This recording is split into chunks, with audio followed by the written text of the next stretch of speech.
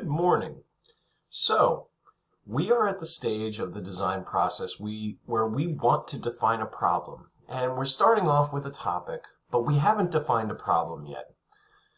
To do this, people who design solutions for others need to concentrate on their empathy.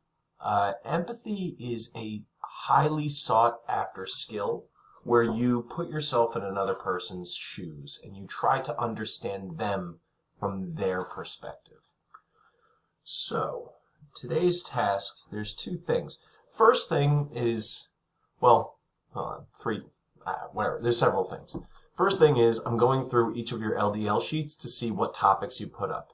And I'm going to give you my suggestions on things that may be easier for you to pursue, something that you can actually develop a solution for.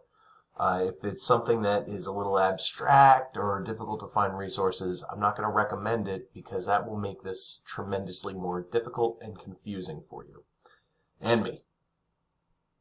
Next, you are going to look up the textbook definition of the topic that you choose because that's going to lay out what it is, maybe some reasons why it happens, and some symptoms that are generated because of your affliction. Now, that's all well and good. But now we're going to focus on the empathy portion. So what you need to do is find either documentaries, videos, something. It could be blog posts where people comment about common issues they have. And you are trying to understand how their lifestyle is impacted by having this affliction or topic.